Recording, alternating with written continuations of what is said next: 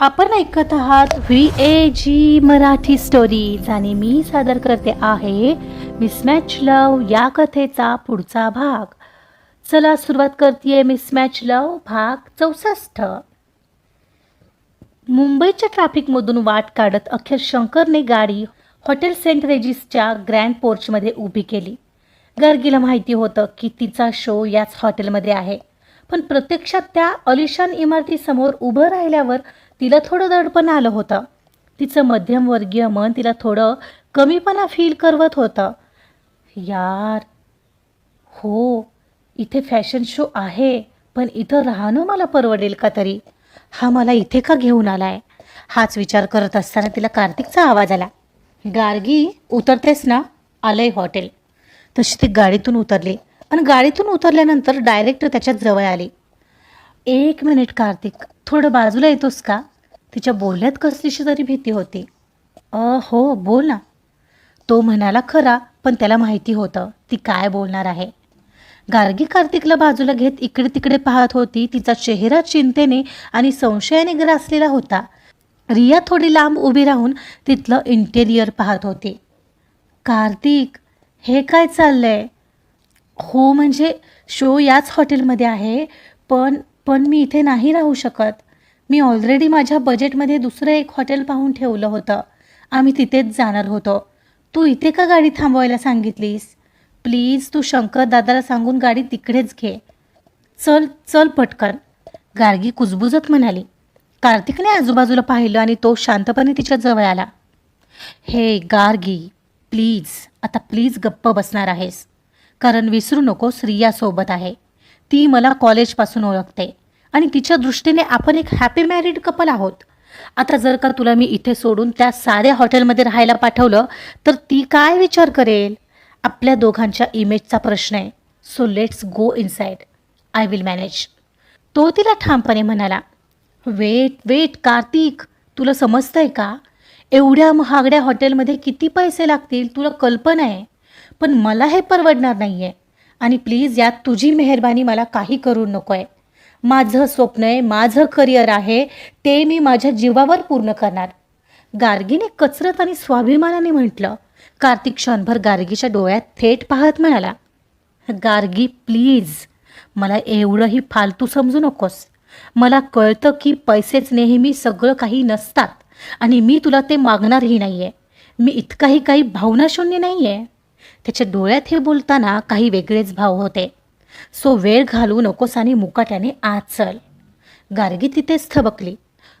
जो माणूस काही दिवसांपूर्वी फक्त नफा आणि तोटा या भाषेत बोलायचा, जो प्रत्येक गोष्टीची किंमत पैशात मोजायचा, त्याच्या तोंडून हे वाक्य ऐकणं गार्गीसाठी एखाद्या धक्क्यापेक्षा कमी नव्हतं. ती काही बोलण्याआधीच कार्तिक रिसेप्शन काउंटरच्या दिशेने निघाला होता. मग गार्गी मात्र मुकाट्याने त्याच्या मागोमाग निघाली. तिचं डोकं सुन्न झालं होतं. कार्तिकने काहीच क्षणात तिथल्या स्टाफशी बोलून चेक इन पूर्ण केलं. त्याने गार्गी आणि रियासाठी एक अलिशान रूम बुक केली होती. तिला तिच्या रूमपर्यंत सोडायला तो स्वतः आला होता. रिया उत्साहात रूम बघायला आत गेली. गार्गी मात्र तिथेच थबकली होती.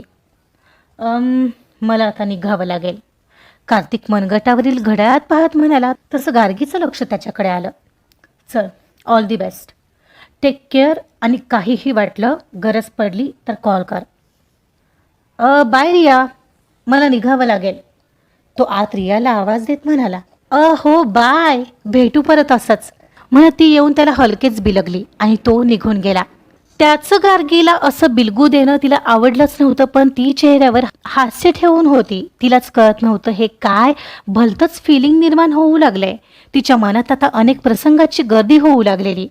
त्यांच्या नात्यात गोव्यात गेल्यापासून होत असणारे बदल, त्यांच्यात त्या रात्री जे काही घडलं असेल त्याचं तिच्या मनात असणारं काल्पनिक चित्र, त्या रात्रीच्या भांडणात त्याचं रागात तिच्या अंगावर धावून येणं, काहीही करू शकतो असं म्हणत काहीच न करता परत तसंच निघून जाणं, विमानात तिची भीती घालवायला गाणं लावून देणं आणि त्या दिवशी घरच्यांच्या समोर क्षितीची पर्यायाने तिची बाजू घेणं, हे सगळं तिला आठवत होतं.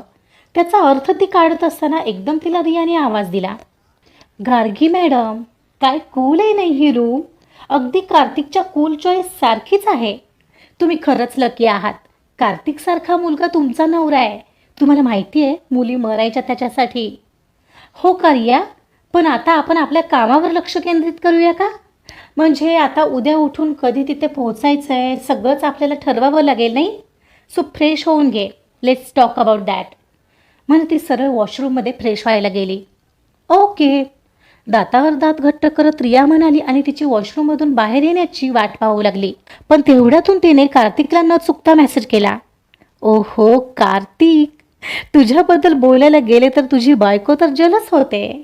इकडे कार्तिक आता गाडीमध्ये बसला होता आणि शंकरने गाडी मुंबईच्या ट्रॅफिकमधून बाहेर काढली होती. ते आता पुण्याला चालले होते. इतक्यात त्याच्या फोनची नोटिफिकेशन वाजली. रियाचा तो मेसेज वाचून कार्तिकच्या ओठांवर एक बारीक पण अतिशय अर्थपूर्ण स्मित हास्य आलेलं. त्याने तो मेसेज पुन्हा वाचला आणि खिडकी बाहेर पाहू लागला. जलस आणि गार्गी होते हा विचार त्यालाही कुठेतरी सुखावून गेला. पण त्याने स्वतःला सावरलं आणि फोन खिशात टाकला. तिकडे रूममध्ये गार्गीची अवस्था मात्र बिकट होती. तिने बेडवर आपले डिझाईन्स पसरले होते पण तिचं लक्ष मात्र मघाशी रियाने कार्तिकला मारलेल्या त्या मिठीवरच होतं. मुंबईतले पहिले 2 दिवस गार्गीसाठी अक्षरशः घाईचे होते. हॉटेल सेंट रेजिसच्या त्या भव्य वातावरणात तिला स्वतःला सावरायलाही वेळ मिळत नव्हता. सकाळी लवकर उठून बॅकस्टेजला जाणं, इतर डिझायनर्सच्या कामाचं निरीक्षण करणं, वर्कशॉप्स अटेंड करणं आणि रियाचे फायनल फिटिंग्स तपासून घेणं, या सगळ्यात तिला श्वास घ्यायलाही उसंत नव्हती. पण आश्चर्याची गोष्ट म्हणजे इतक्या गर्दीत आणि कामाच्या ताणातही तिच्या मनात राहून राहून कार्तिकचा विचार येत होता. कधी त्याचं ते मुंबईला सोडायला येणं आठवायचं तर कधी त्याचं ते पैसेच सगळं काही नसतात हे म्हणणं आठवायचं. तिकडे पुण्यात इनामदार व्हिलामध्ये कार्तिकची अवस्था काही वेगळी नव्हती. गार्गी गेल्यापासून पूर्ण घर आणि विशेषतः त्याची रूम त्याला खायला उठत होती. त्याला नेहमी शांतता आवडायची पण आता तीच शांतता त्याला असह्य होऊ लागली होती. गार्गी तिथं असल्याने जो त्याच्या बेडरूममधला एक जिवंतपणा असायचा तो आता हरवला होता. तो ऑफिसमधून घरी आला की नकळत त्याची नजर सोफ्याकडे जायची आणि त्याला चुकल्यासारखं व्हायचं. ते 2 दिवस तर त्याने कसेबसे काढले पण आता त्याला राहावेना. त्याला तिची कॉल करून विचारपूस करावीशी वाटत होती. त्याने कितीतरी वेळा फोन हातात घेतला, तिचा नंबर स्क्रीनवर पाहिला पण पुन्हा फोन बाजूला ठेवला. मी जर आता फोन केला तर ती नक्कीच चिडणार, म्हणणार तुला काय करायचंय, मी कशी आहे ते, माझी काळजी करू नका मिस्टर. आणि तिचे ते टोकदार उत्तरं आठवून तो थांबत होता. पण आता त्याच्या डोक्यात ट्यूबलाईट पेटली. त्याला माहिती होतं की रिया गार्गीच्या सोबतच असणार. जर मी तिला रियासोबत असतानाच डायरेक्ट कॉल केला आणि रिया बाजूला असेल तर तिच्यासमोर तरी ती माझ्याशी नीटच बोलेल असा विचार करून त्याने कॉल लावला. हॉटेलच्या रूममध्ये गार्गी आणि रिया उद्याच्या वेळापत्रकाबद्दल चर्चा करत होत्या. अचानक गार्गीचा फोन वाजला. स्क्रीनवर कार्तिक असं नाव पाहून गार्गीचे डोळे विस्फारले आणि हृदय तर डबल स्पीडने धावू लागलेलं. तिने एकदा रियाकडे पाहिलं आणि मग घसा साफ करत फोन उचलला. हॅलो. गार्गीचा आवाज अपेक्षेपेक्षा खूपच मऊ होता. हॅलो, कशी आहेस? सगळे व्यवस्थित चाललंय ना? आणि काही प्रॉब्लेम तर नाही ना? हो, सगळं ठीक आहे म्हणत गार्गीने रियाकडे पाहत गॅलरीकडे प्रस्थान केलं. तिला तिच्यासमोर बोलायला उगाच ओशाळल्यासारखं झालेलं कारण तिचं सगळं लक्ष तिच्याकडे होतं. जेवण झालं? हो झालंय. तू जेवलास? हो आत्ताच. आणि ग्रँडपा विचारत होते तुझ्याबद्दल, म्हणजे तुला कॉल केला का, कसं चाललंय वगैरे वगैरे, म्हणून म्हटलं करावा तुला कॉल. तो चुकून बोलून गेला कारण तो कसा सांगणार होता की तो तिला मिस करतोय. ओ, त्यांनी विचारलं म्हणून केलायस का? सांगा त्यांना मी ठीक आहे मग. ठेवू आता? ती लगेच तोऱ्यात बोलली. का? मला काम आहे जरा, बोलते नंतर. Bye, take care. म्हणून तिने फोन ठेवूनही दिला. तिने फोन ठेवताच कार्तिकने डोक्यावर हात मारून घेतला. त्याला हसू येत होतं. तो तिला मिस करत होता हे न सांगता जे सांगून रिकामा झाला होता त्यावर तिची जी रिॲक्शन होती त्याने त्याला हसू येत होतं. पण क्षणभरासाठी कार्तिकला पलीकडून तिचा तो गोड आवाज ऐकून क्षणभर बरं वाटलेलं. जरी ती हे सगळं रियासाठी नाटक करत आहे हे त्याला माहिती होतं तरीही तिच्या तोंडून ते टेक केअर ऐकताना तो सुखावला होता. इकडे गार्गी काही क्षण गॅलरीमध्येच थांबलेली. त्याचा फोन आलेला पाहिल्यावर तिच्या हृदयाची धडधड झालेली ती अजूनही आठवली तिला. आणि तिला स्वतःचाच राग आला. ग्रँडपांनीच सांगितलं म्हणून कॉल केला होता तर. हे वाक्य का कोणास ठाऊक तिला हर्ट करून जात होतं. तसंही तुला का करेल तो कॉल? तू कोण आहेस? Come on Gargi, don't think too much. तुझी जागा विसरू नकोस. त्याने हेल्प काय केली, तू कुठल्या कुठे पोहोचली आहेस? मनातला विचार झटकून ती आत आली. आज गार्गीच्या आयुष्यातील महत्त्वाचा दिवस होता. आज फायनल रिहर्सल शो होता. हॉटेल सेंट रेजिसच्या त्या विस्तीर्ण बॉलरूममध्ये वातानुकूलित यंत्रणेचा गारवा असूनही बॅकस्टेजला मात्र वातावरणात एक प्रकारची उष्णता जाणवत होती. मॉडेल्सच्या हाय हिल्सचा जमिनीवर पडणारा कटकट आवाज, कॉस्मेटिक्सचा संमिश्र सुगंध आणि हँगरवरच्या कपड्यांची होणारी सळसळ या सगळ्यामध्ये गार्गीचा जीव टांगणीला लागला होता. शेवटी रियाची एंट्री झाली. गार्गीने शिवलेला तो पेस्टल शेडचा इंडो वेस्टर्न गाऊन घालून जेव्हा रिया रॅम्पवर उतरली तेव्हा हॉलमध्ये पसरलेल्या पिवळसर प्रकाशात तिचं रूप अधिकच खुलून दिसत होतं. रियाच्या प्रत्येक पावलासोबत गार्गीचा श्वास वर खाली होत होता. रॅम्पच्या टोकावर उभ्या असलेल्या परीक्षकांनी एकमेकांकडे पाहून सकारात्मक मान हलवली आणि गार्गीच्या काळजाचा ठोका चुकला. आजचा शो संपला आणि आयोजकांनी माईक हातात घेतला. लेडीज अँड जेंटलमॅन, आजच्या ट्रायलमध्ये ज्या डिझायनरने आपल्या कल्पकतेने आम्हाला थक्क केलंय ती आहे miss Gargi Inamdar, best emerging designer म्हणून उद्याच्या फायनलसाठी तिची निवड करण्यात येत आहे.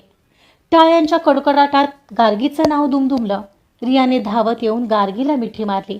गार्गीच्या डोळ्यांच्या कडा ओलावल्या होत्या. Ma'am, we did it. आपण करून दाखवलं. रिया उत्साहात ओरडत होती. गार्गीला मात्र त्या क्षणी पुण्यातल्या सगळ्याच कडूगोड आठवणी आणि कार्तिकची ती साथही आठवत होती. प्रियांश ही क्षणभर आठवलाच, पण आता त्याला आठवायचं नाही असं काहीसं ती मनाशी ठरवत तिने तिचं लक्ष आनंदी क्षणांकडे वळवलं. सगळी लगबग संपवून गार्गी आणि रिया आपल्या रूमकडे निघाल्या होत्या. रात्रीचे 8:30 होत होते. कॉरिडॉरमध्ये अजूनही फोटोग्राफर्सची आणि मीडियाची धावपळ सुरूच होती आणि तेव्हाच लिफ्टच्या दिशेने जात असताना गार्गीचं लक्ष अचानक एका कोपऱ्यात उभ्या असलेल्या फोटोग्राफी क्रूकडे गेलं. तिथे गळ्यात कॅमेरा लटकवून एकजण त्याच्या लेन्सची तपासणी करत होता. गार्गीचे पाय तिथेच थबकले. काळजात जणू धस्स झालं, कारण तो प्रियांश होता. ज्या माणसासाठी ती गेल्या काही आठवड्यांपासून व्याकुळ झाली होती, तो अशा प्रकारे अचानक समोर येईल असं तिला अजिबात वाटलं नव्हतं. त्याला तिथं पाहून तिचं हृदय जोराने धडधडू लागलेलं आणि अनावर रागही येत होता. चालता चालता गार्गी अचानक अशी एका ठिकाणी थांबली पाहून रियाने तिला विचारलं, गार्गी मॅम, काय झालं? अशा थांबलात का? रियाचा प्रश्न आल्यामुळे ती भानावर आली. तिने स्वतःला कसंबसं सावरलं. काही नाही, ती म्हणाली, पण तिची नजर प्रियांशकडे जात होती. तिला प्रियांशला जाब विचारायचा होता, पण रियासमोर हे शक्य नव्हतं. मी काय म्हणते, आज ना आपण छान एन्जॉय करू. आजचा दिवस किती खास राहिला आहे आपल्यासाठी. आपण बाहेर जाऊया का डिनरसाठी? रिया विचारत होती. हो, ऐक ना, तू जा पुढे रूममध्ये आवरून तयार राहा, मी आलेच. अहो, पण आता कुठे? म्हणजे तुम्हाला पण आवरावं लागेल ना. हो, मला जरा बोलायचं आहे त्या मॅमशी, मी आलेच, तू जा. ओके, या लवकर, म्हणत ती निघून गेली. रिया लिफ्टमध्ये जाऊन दिसेनाशी झाल्यावर गार्गीने एक दीर्घ श्वास घेतला. तिच्या मनात संतापाची लाट उसळली होती. तिला कार्तिकने दाखवलेला तो व्हिडिओ आठवत होता. ती रागाने धगधगत त्या फोटोग्राफी झोनच्या दिशेने वळली. प्रियांश आता तिला पाठमोरा होता. तो आपल्या कॅमेऱ्यात मग्न होता. गार्गी झपाट्याने त्याच्या जवळ पोहोचली. तिने मागून त्याचा खांदा पकडला आणि एका झटक्यात त्याला स्वतःकडे वळवलं. अचानक झालेल्या या हल्ल्याने प्रियांश दचकला, पण समोर गार्गीला पाहताच त्याच्या चेहऱ्यावरचा रंगही पांढरा पडला. गार्गी मात्र शब्दही न बोलता डोळ्यात निखारे घेऊन त्याच्याकडे अत्यंत रागाने पाहत उभी होती. आजचा भाग इथेच संपलेला आहे. गार्गीला योगायोगाने तिथं प्रियांश भेटला आहे. प्रियांश आता तिच्या प्रश्नाची उत्तरं देईल का आणखीन भलतंच काही भरवून देईल? बघूया काय होतंय पुढील भागामध्ये. ऐकत रहा मिस मॅच लव. कथा आवडत असेल तर प्लीज लाईक करा, सबस्क्राईब करा आणि शेअर सुद्धा करा. Thank you so much.